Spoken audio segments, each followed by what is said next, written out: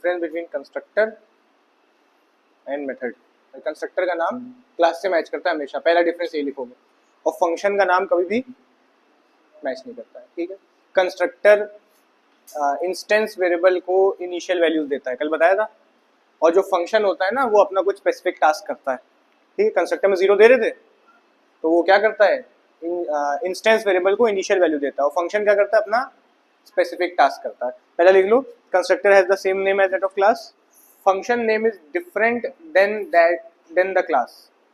Simple बात है, करते चले आ रहे हो तुम लोग, देखा हो कंस्ट्रक्टर का नाम मैच कर रहा होता है, फंक्शन का नाम क्लास से मैच नहीं करता है, इनपुट लिखा होता है, कैलकुलेट लिखा होता है, डिस्प्ले लिखा होता है, पहला पॉइंट।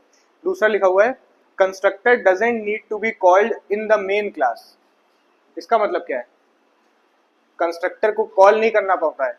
जब आप ऑब्जेक्ट बनाते हो, जैसे क्लास का नाम है ऐड, तो B equals to new add, तो कंस्ट्रक्टर क्या हो जाता है, कॉल हो जाता है। उसके बाद हम मेथड्स को कॉल करते हो, जैसे ओबी डॉट इनपुट, है ना, और भी जो भी होंगे उनको कॉल करोगे, तो ये जब बनाओगे कंस्ट्रक्टर कॉल हो जाएगा। तो कंस्ट्रक्टर को मेन मेथड से कॉल करने की जरूरत नहीं होती, ऑब्जेक्ट बनाते समय कॉल हो जाता है, ठीक।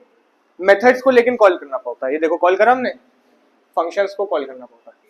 थर्ड डिफरेंस क्या बनेगा, देखो कंस्ट्रक्टर कभी भी कुछ रिटर्न नहीं करता है। तुमने जब भी कंस्ट्रक्टर बनाया तुमने लिखा पब्लिक क्लास का नाम, और इसके अंदर जो भी था इनिशियल वैल्यू देनी थी, अगर ए है तो उसको 0 दे दिया, ठीक है, बी है उसको 0 दे दिया। कभी यहाँ रिटर्न लगाया है तुमने, नहीं लगाया ना प्रोग्रामिंग करते समय। तो कंस्ट्रक्टर कभी भी रिटर्न नहीं करता है, लेकिन फंक्शन रिटर्न भी कर सकता है। ओवरलोडिंग करी थी, रिटर्न कर रहा था उसके अंदर, तो फंक्शन में रिटर्न हो सकता है, लेकिन कंस्ट्रक्टर कभी रिटर्न नहीं करता। थर्ड डिफरेंस बन गया।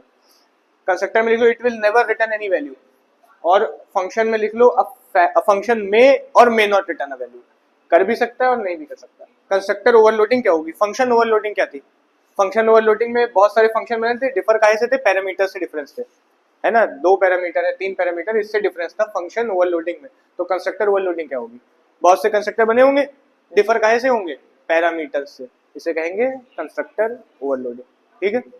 लिख लो इसकी मीनिंग, तो वही बताया, वही लिखा हुआ है, process of using number of constructor with the same name but different types of parameter is known as constructor.